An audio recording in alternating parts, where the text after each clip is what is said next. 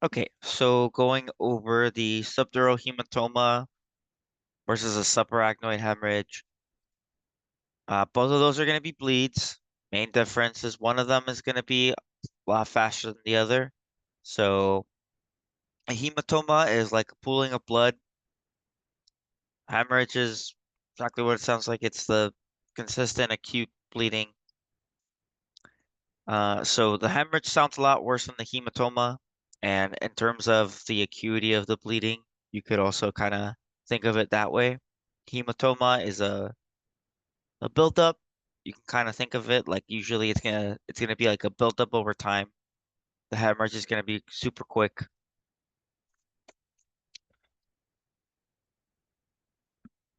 So the bleeding source for the hematoma gonna be due to venous bleeding that ends up building up over a large surface area, building up, pooling, causing a collection of blood. Subarachnoid hemorrhage is an arterial bleeding, so already venous versus arterial. That arterial bleeding is going to be a lot more acute. When arterial bleeds happen, they are going to be a lot more dangerous and a lot more quickly to deteriorate, cause deterioration. Some of the typical causes are listed. So subdural hematoma, general trauma, acceleration, deceleration, which take a look.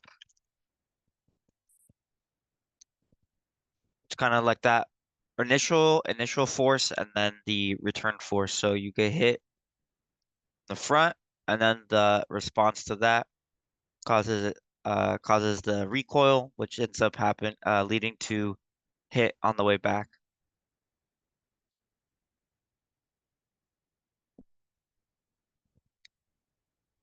The cause for the subarachnoid or the cause for the subarachnoid hemorrhage is usually due to the rupture of an aneurysm. They call it the berry aneurysm or the saccular aneurysm, which is the type that looks literally like a little pouch. One of these.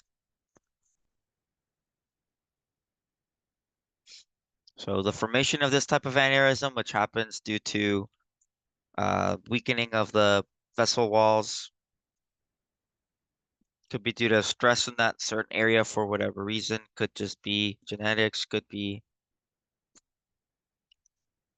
um, something that builds up over time, but then when it ruptures, it causes this very quick bleeding.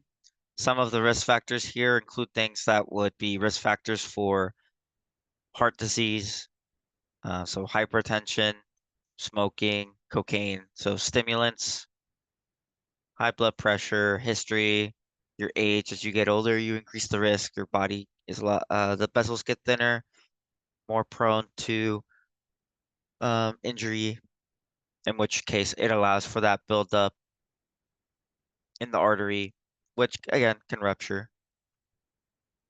Again, we have venous versus arterial bleeding.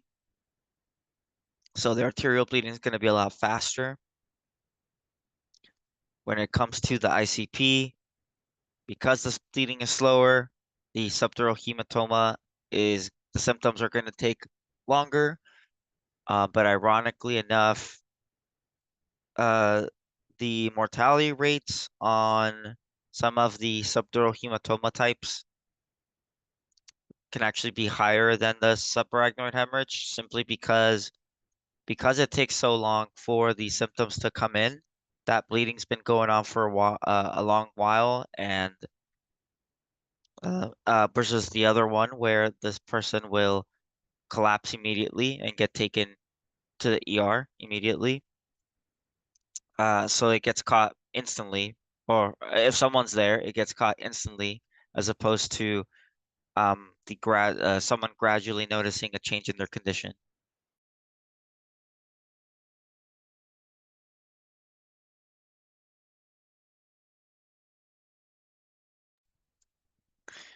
So same thing, but the ICP, you're gonna have a gradual increase with the subdural hematoma, and you're going to have a sudden increase with the subarachnoid hemorrhage. So it just kind of comes down to applying the previous week's knowledge over to here. So the symptoms of increased ICP, and then looking back at the previous week on how that's treated with the EVD management of the blood pressure, controlling the MAP.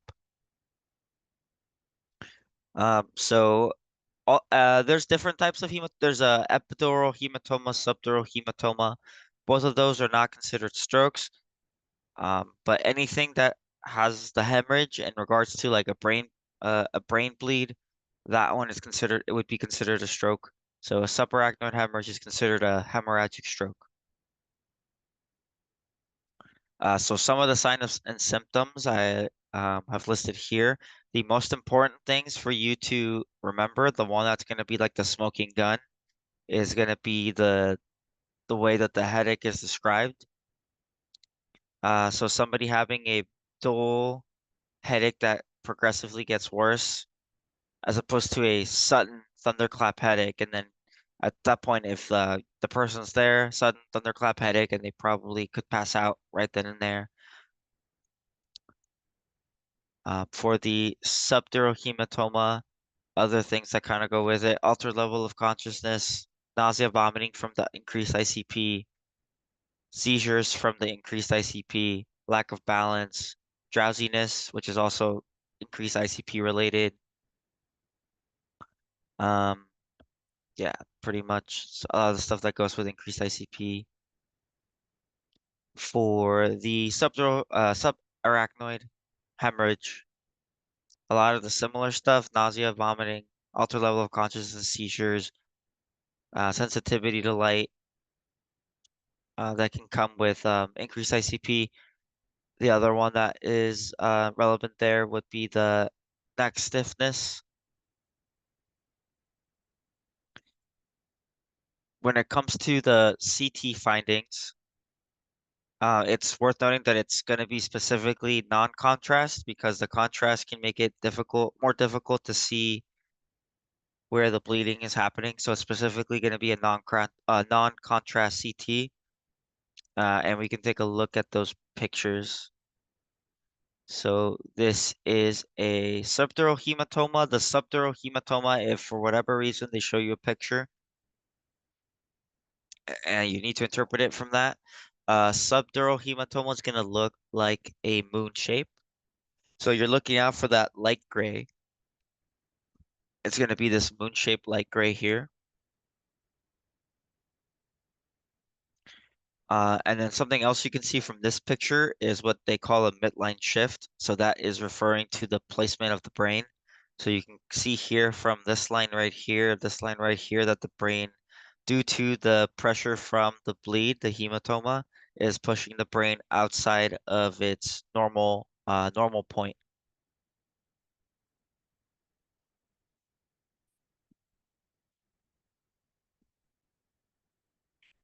This one can be harder to see, but you can see those light gray spots.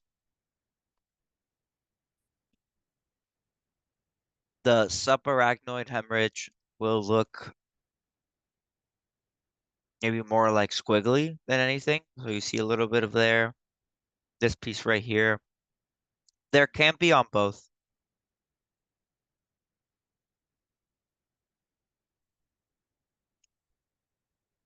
The midline shifts can happen due to just the pressure from the buildup. And then here's another picture that can help. So subdural will look like, again, like kind of like a moon, like a crescent moon. We're not going over epidural hematomas, but that one looks more like an oval shape. I've seen before that it's been described as like a melon or like a mango shape or an orange shape, while the subdural hematoma is more like a banana. And the subarachnoid has more of the little squigglies.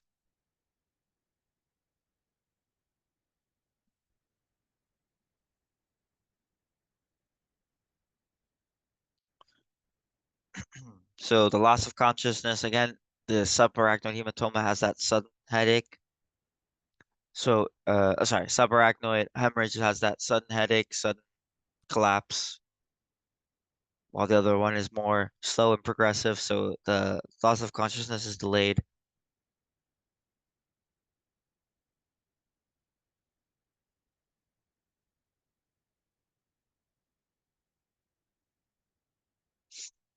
Um,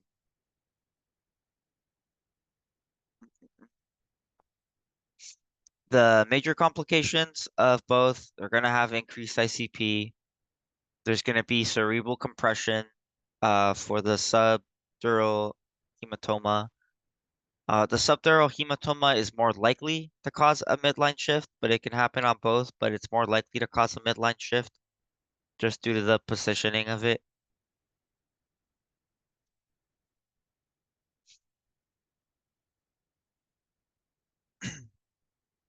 The situations where you would have a midline shift with the subarachnoid hemorrhage would be when it causes hydrocephalus. So hydrocephalus is hydro like brain like water, cephalus like head. So it's referring to, and this is something that uh since you guys have done peds, I guess, throughout your whole thing, it's like a buildup of fluid in the brain. So this is something that could cause the midline shift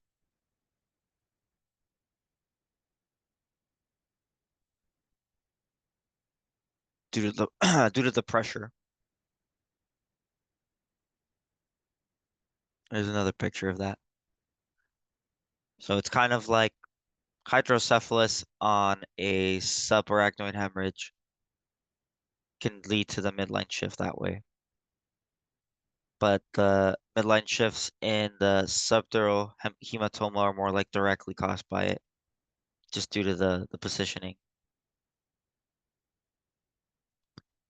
For the subarachnoid hemorrhage, the vasospasms, um, a rebleeding of the aneurysm, you do have that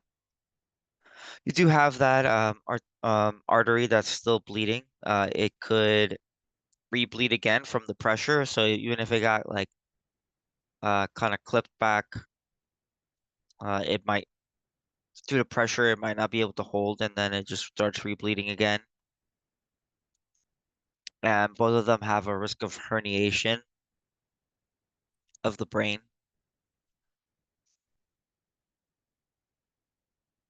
From what I've seen, the subarachnoid hemorrhage is also more likely to cause SIADH, which I believe was last we talked about for the last week. It was the inappropriate release of the ADH, meaning that your body retains a whole bunch of fluid, and retaining all that fluid, you have fluid volume overload, but you're only retaining water. So you're ending up with dilutional hyponatremia because of it. So electrolyte imbalances due to that. And then some of the management here is listed. So removing the hematoma versus repairing the aneurysm. Both of them should have some sort of blood pressure ICP control. Depending on it, you might have like vitamin K, fresh frozen plasma to replace the used up platelets and coagulation factors. We're gonna have osmotic diuretics like mannitol and 3% hypertonic saline to get rid of some of the cerebral edema that's happening. But for the most part, the management is going to be pretty similar, and it's going to look really familiar from what was for week 5.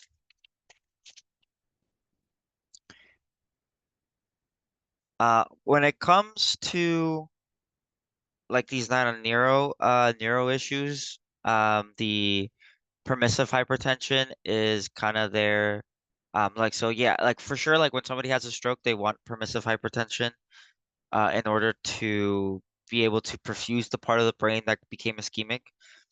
Um, So I think we talked about that for week 5. Yeah. So with the permissive hypertension, that part of the brain suddenly became ischemic. It's definitely more likely for the SAH because you had a more acute um, and a bit more severe ischemic cause of root cause of ischemia. So the permissive hypertension is more likely there. So that's worth keeping in mind because you want to make sure that you're not too low, but you're not too high. Too high, you could rebleed. Too low, you're not perfusing it as well. The subdural hematoma, due to being kind of a slow progression, the ischemia is not as bad, so they're not gonna do the permissive hypertension, particularly. That being said, there are different types of subdural hematomas. There's like acute versus chronic. You don't have to know the difference between them particularly, like the specifics about it. The main difference is like the acute would be something that hematoma is being formed within hours versus a chronic one, which is being formed in weeks, like a very long period of time. For an acute and very severe subdural hematoma, there might be permissive hypertension orders, but it's not going to be as common as it will be for SAH due to the fact that this one's considered a stroke. So it's very acute. The ischemia is a lot more pronounced, and the need for reperfusion is more relevant.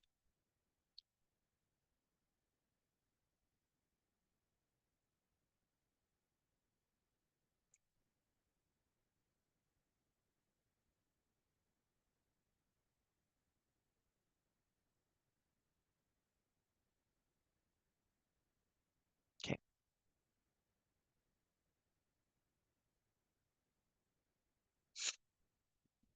So when it comes to the assessments, a lot of this is going to be the same stuff that was talked about in week 5. So we're having your ABCs because that's always what you have to do in general. Your neuro, so how are we doing the neuro? That includes the Glasgow Coma Scale, the um, vision changes, changes in pupil sizes, changes in strength. Do they have bilateral strength, weakness on one side? Do they have, are they posturing? Either the decerebrate or decorticate that we talked about last time. Are their reflexes still there? Are they able to only respond to pain because of this happening um, directly with the brain? So they're having either pressure on the brain or they're having that quick bleed in the brain. They are at higher risk for seizures, so seizure precautions would be in place. And just like when we talked about with increased ICP, since both of these increase your ICP, you're looking for Cushing's triad, which includes the hypertension with a widened pulse pressure. Um, this occurs due to the sympathetic response. So this causes the increase in norepinephrine that leads to the body constricting, the arterial constriction. The increase in your systolic causes a decrease in your heart rate, the reflex bradycardia, and then you also have potential for irregular respirations due to the fact that this is causing an impact on your brain.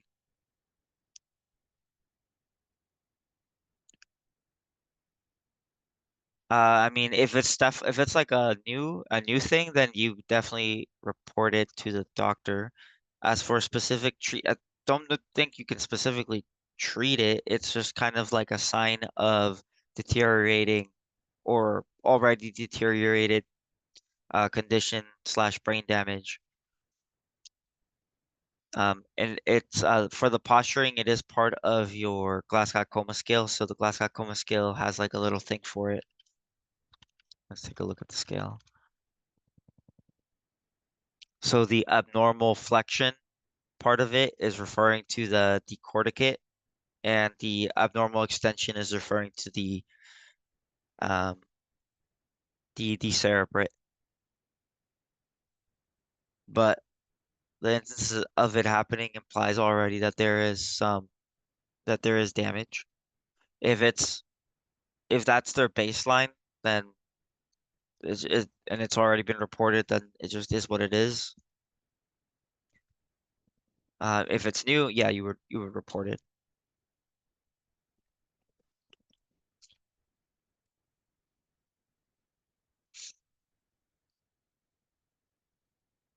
Uh, so they're getting the treatment for this includes the osmotic diuretics. So you're gonna just like for the specific stuff we talked about for mannitol and hypertonic saline, you're assessing the urine output and electrolytes. When it comes to SAH specifically, more likely to have SIADH, and so that one will cause fluid volume overload and retention. So that's worth keeping in mind for that. But a lot of this is the same exact stuff that was gone over for ICP, the same type of assessment. It's and the treatment is typically the same, so like pretty damn similar. Some of the main things is that there are neurosurgeries that can be done. So SDH, they can open up the cranium in order to drain out the bleeding, relieve some of the pressure if needed. They can provide vitamin K, fresh frozen plasma to help with the clotting, maybe a platelet transfusion. If the patient's on heparin, they can get protamine sulfate. For a neuro patient in the ICU, pretty standard, they'll have 1 hour neuro checks. So they're doing the Glasgow Coma Scale every hour, checking for orientation, and then taking a check with the pupillometer, which is a machine that lets you see the pressure in the eye, and then also the has the estimation of the difference in size, so that you can uh, like more accurately be able to kind of see that.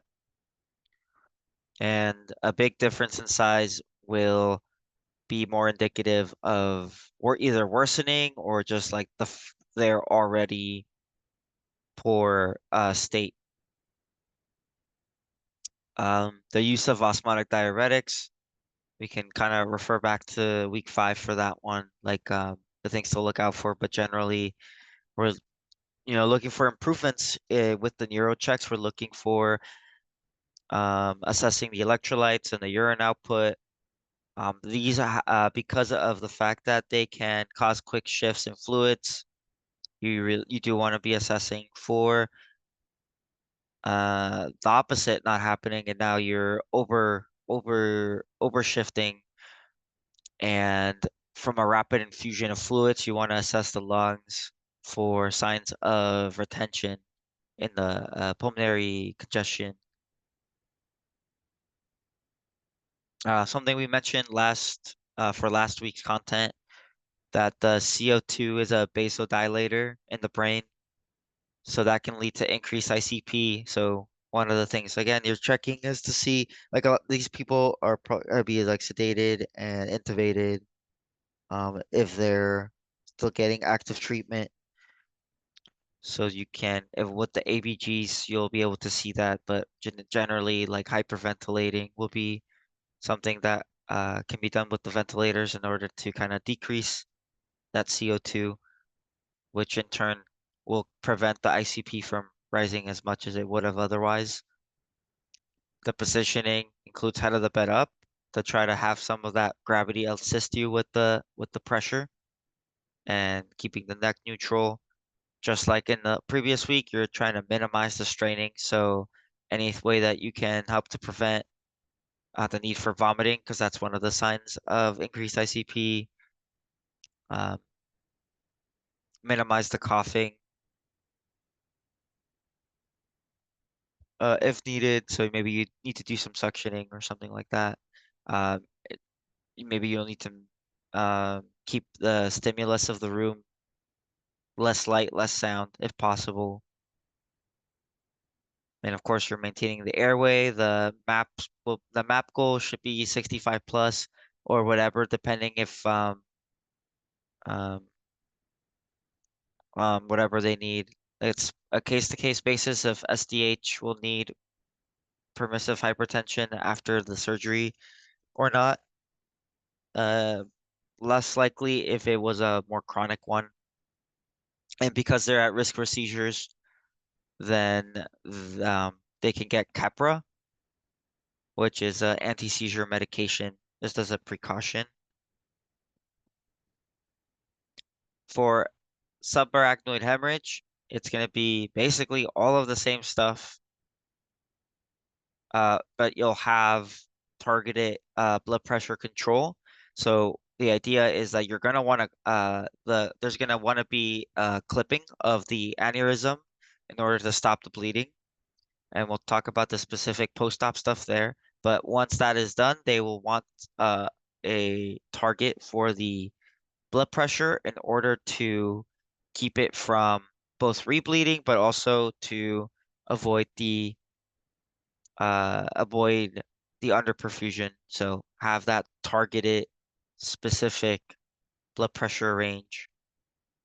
And some of the medications that they'll use include calcium channel blockers like nimodipine and uh, nicardipine. So both of those are going to be assisting with vasospasm. So calcium channel blockers, one of their primary functions, other than blood pressure control, is prevention of vasospasms. The labetalol is there to try to keep the blood pressure from being too high, because you also don't want to rebleed the aneurysm that was already clipped.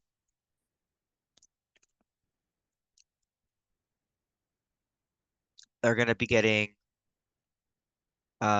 fluids, osmotic diuretics like mannitol and 3%. Same thing, seizure precautions. And so the main thing that separates that one would be the post-op for the clipping. So the aneurysm repair, patient's going to be out of the bed flat for 4 hours. They're usually going to go in through the femoral. So you're going to have leg immobilizer. They're going to be checking that area for your CMS, and you're going to be checking for signs of a hematoma in that area, internal bleeding anywhere. So they have like an example of Turner sign, infection risk, checking for infection, a sudden decrease in blood pressure, which and flank pain, which could be indicative of the internal bleeding. Maybe the rebleeding is occurring. The flank pain could be due to the lack of perfusion leading to kidney damage, kidney pain. But that's pretty much it. It's the things that stick out, I think, is just being able to tell them apart. So I think that's going to be an important thing, and understanding the difference in acuity. So the difference is there. Subarachnoid hemorrhage. Hemorrhage sounds like just by the name hemorrhage should be sticking out in your head more as something more acute and something that's faster. So that's more of an arterial bleed. It's faster, increase ICP much faster. Um, it can lead to a sudden loss of consciousness. The headache that is caused by it is a lot more sudden, a lot more impactful. Sudden thunderclap, right? And there needs to be repair for the surgical repair. So you definitely want to know the surgical repair post-op. And with SAADH, the blood pressure control is important because it's considered SAH, the subarachnoid hemorrhage is considered a stroke. Part of the stroke protocol, once it's been clipped, is to have like a targeted blood pressure control. This targeted blood pressure control is a bit lower than like an ischemic an ischemic hemorrhage. Ischemic hemorrhage, the permissive hypertension, the allowed range might be higher. But because this was a bleeding one, they also don't want to introduce rebleeding after clipping. But they also want to make sure that you're not being underperfused. So a lot of this is review from week 5 for hemorrhage. These are the things to keep in mind specifically. For SDH, I would definitely just focus on the things that separate it. So like the difference in the headache, the difference in acuity, it's a lot slower. The ICP effect is more gradual. Because it's slower, it's not considered a stroke. So any of the ones that are called hematoma are not considered strokes. So epidural hematoma is also not a stroke.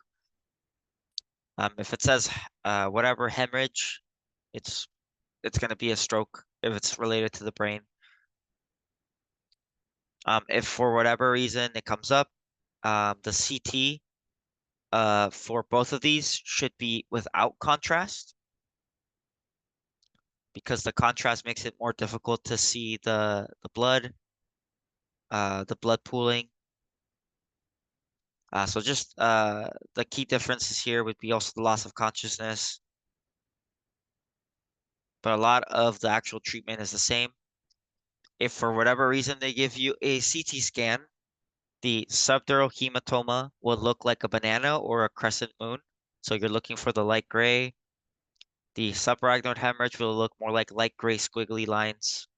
So here, here, here, here. The reason it's called like an arachnoid is because it's supposed to like kind of look like the area is supposed to look like a kind of spider web, which is why you got all these like squiggles. You got all these like little squigglies. Here's another here's another one. The actual arachnoid one will look a little bit better. But that's kind of how you want to look at it is it has a lot of squigglies, a lot of light gray areas for there. So it looks pretty different from this. You're not really gonna confuse one for this. Um, that's pretty much that on terms of that. And then your assessments are gonna be the same as what you went over for week 5. Your neuro assessments include the following, so you're definitely doing that, and you're still definitely looking for Cushing's triad for signs of deteriorating condition due to increased ICP. Um, from week 5, there's also again the assessment of reflexes like the posturing, the like if they have a Babinski's reflex, if they have a doll's eye reflex. So both of these pretty, they feed onto each other. It would just be about telling these two apart and then making sure that you know that the hemorrhage is considered a stroke. There's blood pressure control and there's surgical management to keep in mind.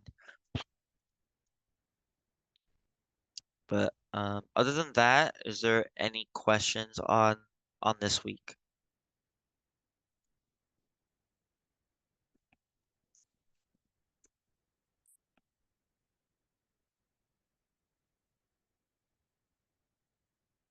Not really, just more so a recommendation on Kaplan or Pearson, which like neurology like tests we have to take or anything like that or channels.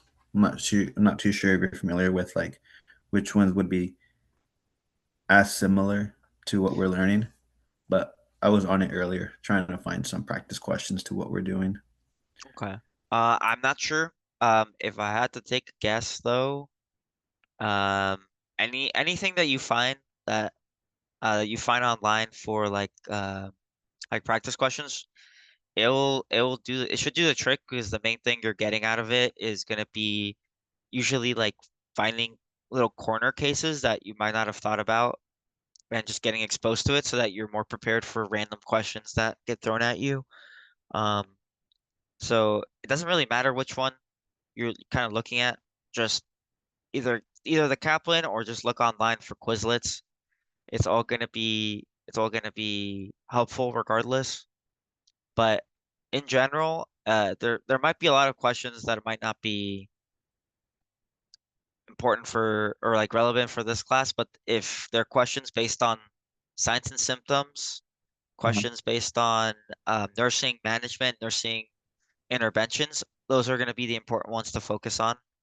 Um, the management is going to be an important one to focus on, and complications are going to be things to focus on. Any questions that relate to that, those are the ones that I would study the hardest, just because those are the things that they will directly test on. All right, yeah, that sounds like a good good plan. Thank you.